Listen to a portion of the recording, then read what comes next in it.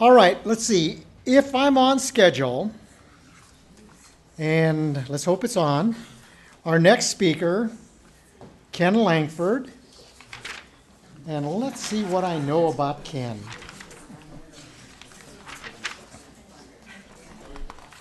Please ignore the ankle bracelet on Ken. No, I'm just kidding.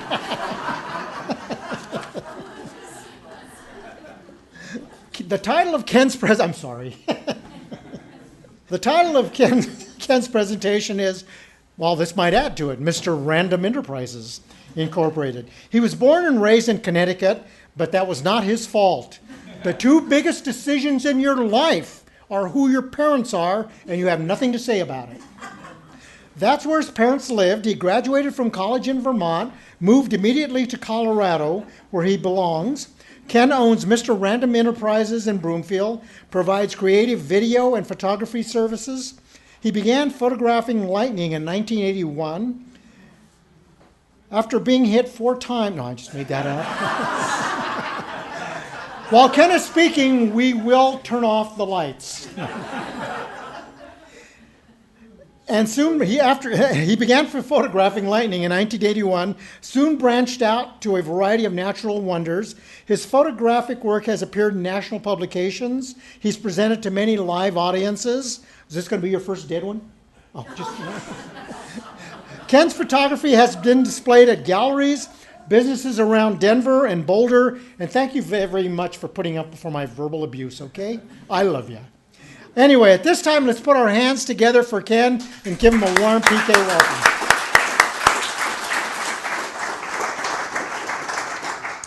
As you can see, I'm interested in scenic photography.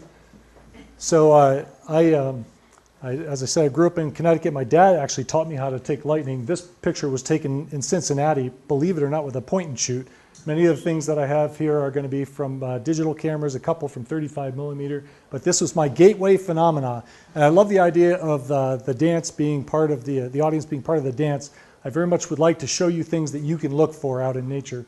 So this is a sunset, and if you look carefully, you can see that there's some distortion on that sun. Well, the atmosphere is not a perfect optical medium, so therefore the sun sometimes gets distorted and actually can change color right at the horizon. Some people have heard, and maybe some have not, of the mythical green flash. Well, this is in fact the green flash. So if you imagine that the sun is actually below the horizon, and this is the very tip top of the sun, and the atmosphere is curved and acts like a prism under the right circumstances and can change the color to green or blue or violet even. This next photograph was taken in Alaska north of Fairbanks, and this is of the aurora borealis. This is the full moon, and sometimes the moon is so bright that it overcomes the aurora, but on this particular night, the aurora was so bright and so energetic that it actually left Alaskan skies by 10:30 p.m. and went down to Southern California, where this next picture was taken. This picture was taken around the time of the Northridge earthquake. This was in 1994, and this is in Santa Monica. I did a ground tour and a helicopter tour to do some photography, and this was a car dealership where they experienced some damage. So all of this phenomena, this is stuff that I really enjoy. This is sky phenomena. So Michael is a good friend of mine. I'm glad he's here tonight. And so these are called mammatus clouds. These are a form of clouds that occur when a thunderstorm is very turbulent, and they have this kind of bulbous shape because of the turbulence.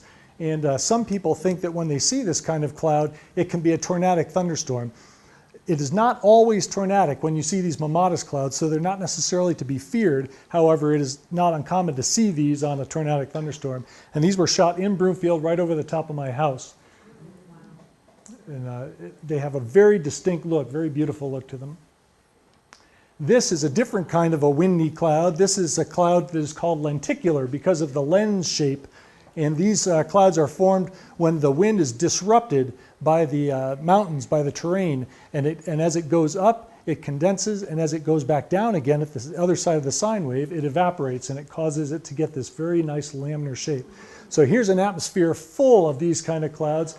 And this demonstrates very well how our atmosphere is all based on fluid dynamics. Everything that you see up in our atmosphere, the physics of it is fluid dynamics. And you can just see the flow. that goes through this. And this particular display, there was some iridescence, which is here, and the iridescence is a kind of a random coloration of the clouds. It is not uniform, and it's not like a rainbow where you know exactly where the colors are going to be. These are based on the shape of the cloud droplets at that particular part of the sky, and they pick up these different colors, and they can be very vivid and very bright. This, on the other hand, is a glory. It has a very uniform coloration. You can actually see rings going all the way out to here. And this is a shadow of an airplane. So this is on the shade side of the aircraft. Sun's on the other side, and you can actually see the crosshair of that bullseye. That's exactly where I am sitting in the aircraft as I was taking that picture. This is in Central California off the coast. This is a marine layer. And oftentimes when the ocean and the atmosphere are at different temperatures, the clouds will just settle right in, but they're very low in elevation. So if you even gain just a little bit of elevation on the front range of the mountains there, you can actually see right over the top of it. Now this is in Vermont. This is Willoughby Gap. This is the Northeast Kingdom. Don't know if anyone's familiar with that up there, but you can see the fog burning off as the temperature rises. Then the air is unable to sustain the clouds any longer, and they call it burning off as the fog lifts and burns off. But again, very little elevation. You can see right over the top of them. This is in England this summer. This is in the Peak District, and there's a nice, beautiful stream valley there. And then these are kind of a pancake rock. They're made out of sandstone. They're worn away layers once underneath the ocean, and now elevated up and eroded away, and leaving those nice farmland off in the distance. This next one was also from, this is from Hunstanton, England, and this is from this summer, and I just love the texture. I'm very much a big fan of these lines and all the different textures that you see there. And I don't have many photographs with people, but I've got a couple, and I'll show you a couple more here.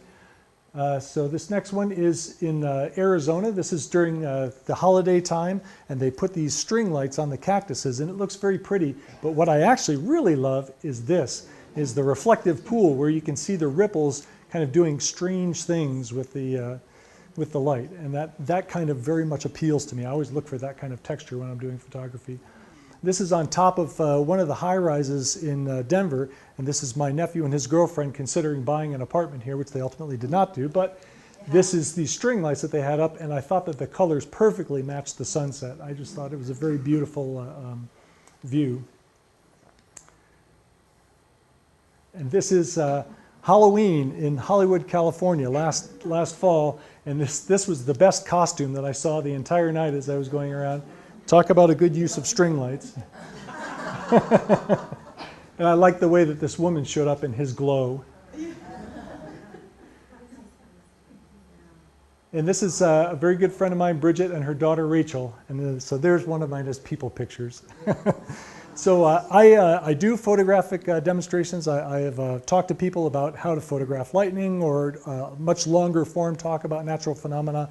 If anyone's interested in this, here's an array of my photography coming up here, and I'd be happy to come and speak with your group, or if anyone uses stock or anything like this, I'd be happy to. I'm very privileged to be in such an artistic group tonight. What an incredible group of artists have been here tonight. So thank you. Thank you.